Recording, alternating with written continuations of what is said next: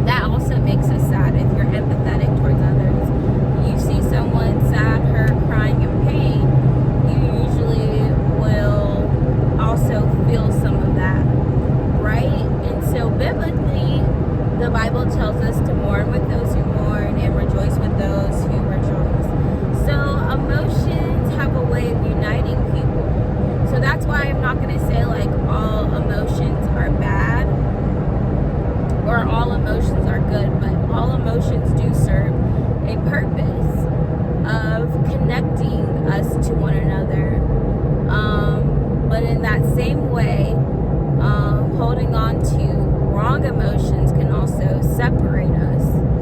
And so when we think of, bad emotions, anger, fear, a lot of times those emotions are what causes division amongst believers and amongst non-believers, right? When someone's political party loses, oh my gosh, how did my thing just become? Political party loses, they get angry, they get upset, and that causes like division amongst us, right? Now this is why it's important, because you're going to connect with people who are also hurt by your political party moving, and then the people who are happy are going to be rejoicing with you. And so it's like, you see how these differing opinions create differing emotions, and then those emotions connect you and keep you feeling whatever your chosen political party believes. And so that's what I mean when I'm like, emotions can also create division. Now for me, I don't subscribe to either political party. They both have flaws, they both have strong points, but neither one, in my opinion, is perfect. And truthfully, my opinion is that nobody should subscribe to one political identity fully without, any rational morals or something like that. But pretty much, I think the safest place to be is always moderate when it comes to political parties. That being said, a lot of people do pick one side or the other and either hold one political party fully accountable and don't challenge their own beliefs, or the opposite, right? It's like you're always looking to find something wrong with someone else instead of looking to see if there's something wrong on the inside. Regardless, how we feel often determines how we think. And so how we think determines how we act. So someone whose feelings are not used in a controlled setting. So let's say someone's very angry, and because they're angry, they break something. So them feeling angry led to them thinking they want to break something, and then the action was they broke that thing, right? And so if that's the truth, that means that our feelings lead to actions, good or bad actions. So if you're not controlling your feelings, you're not controlling your actions. And if you're not controlling your actions, you're going to do bad things.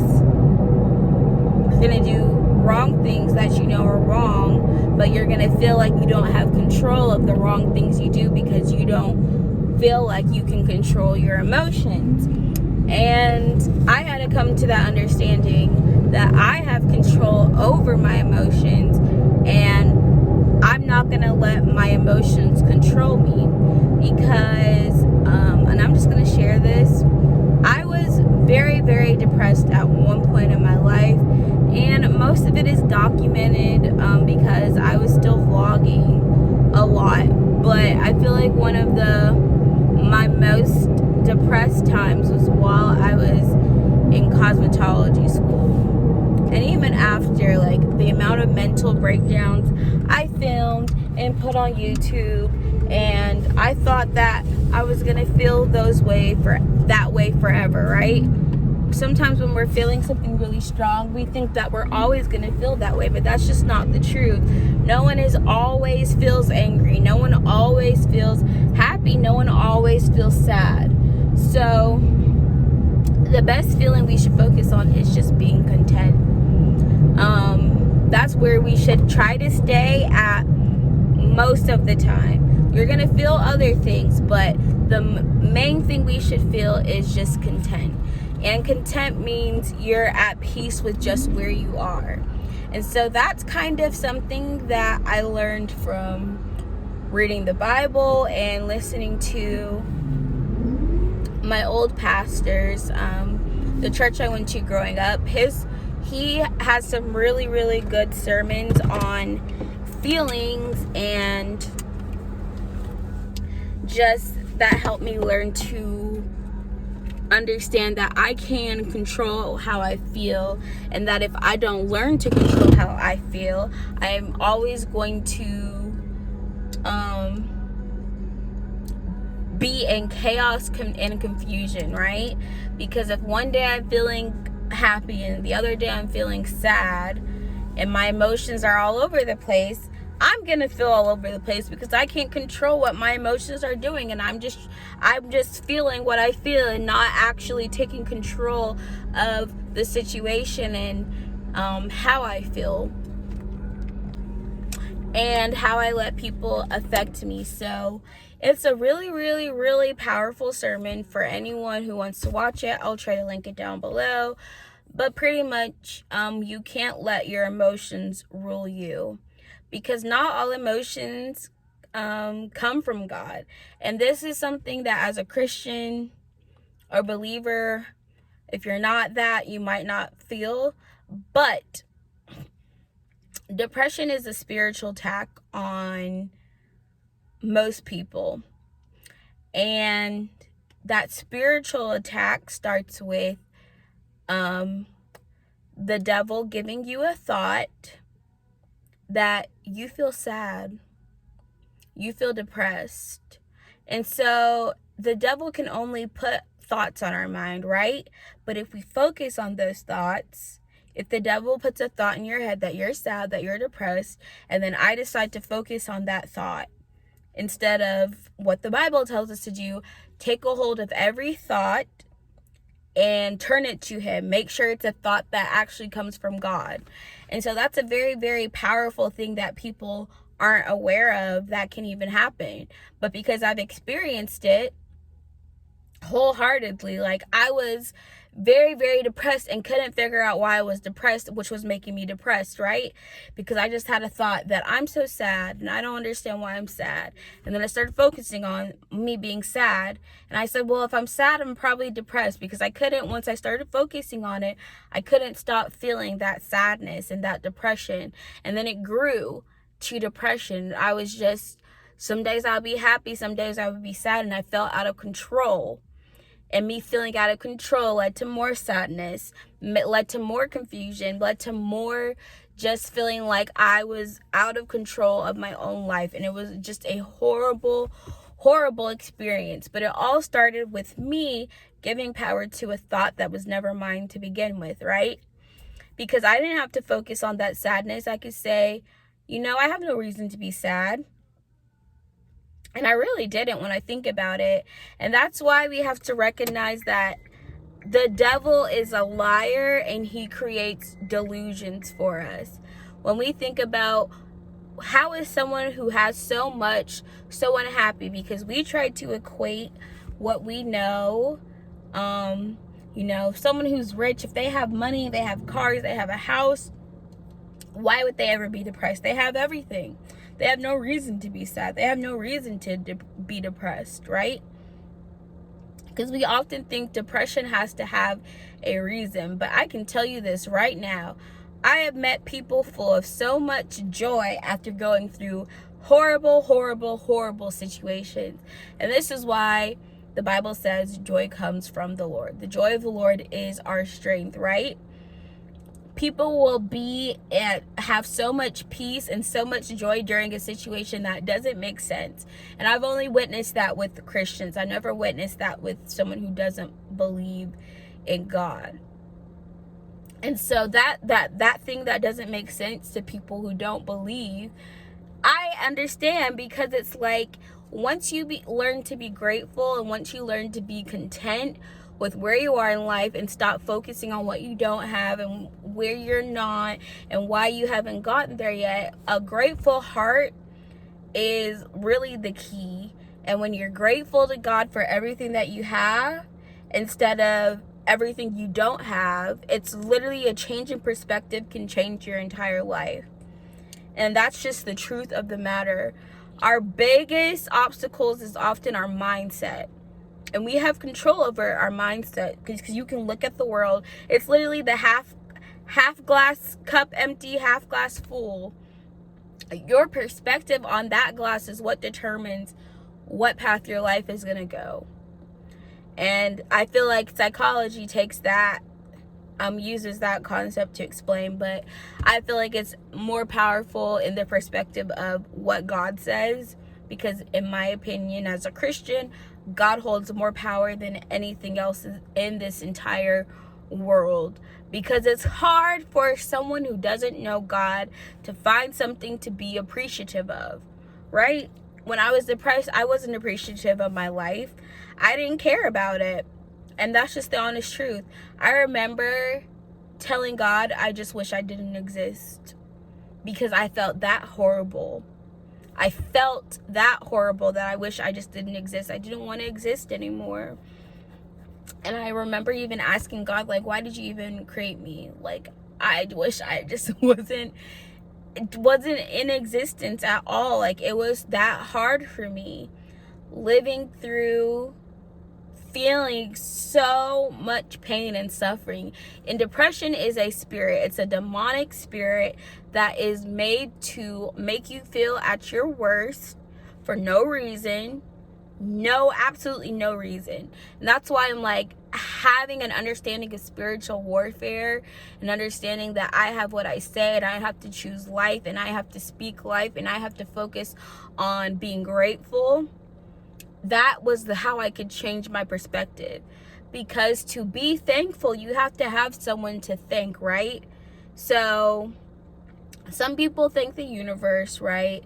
I believe God isn't the universe, because God created the universe. So, but regardless, at least they are recognizing they have something to be thankful for. But that is the biggest key to happiness, is being content with where you are and being grateful for what you have. And the more grateful you become for what you have, the more joy you're going to have in life, because you're going to realize how blessed you truly are to just even have what you have. And you shouldn't have to compare yourself to someone who you think is worse based off of what you think you want or where you think you should be. It should just be about truly appreciating what you have. So I have to remind myself, I have so much to be thankful for every single day. The first thing being my life. And sometimes we don't even appreciate the life that we have until there's death, right? Until someone dies, we don't appreciate the life that we have. And sometimes we don't appreciate the money we have until we don't have any money. And so it's like everything serves a purpose in some way. And again, I give all glory to God. I thank God for everything. I thank God for my life, for my house, for my car, for my job. And that is sometimes all I have. And sometimes there's gonna be days where you had such a bad day that all you can thank God for is your life, because that's all you feel like you have. But you have so much more than that. You have so much to be thankful for. And every day I'm reminded that I have a lot to be thankful for. When I look at other countries and see what they're going through, war, famine, poverty, there's so much to be grateful for. So if you haven't thanked God for something today, thank him for something today. Thank him for something every day. Every day I thank God for waking me up. I thank God that I will have a good day. And that's that perspective, right? A grateful attitude is the best perspective, because once you learn to appreciate everything, you won't take anything for granted. And that's how you actually find joy, is just by being grateful. But you have to have somebody to thank, right? If you're thankful for something, it has to come from somewhere, right? So that is important. So that's pretty much it of my long spiel. It is hot in my car now, so I'ma go inside.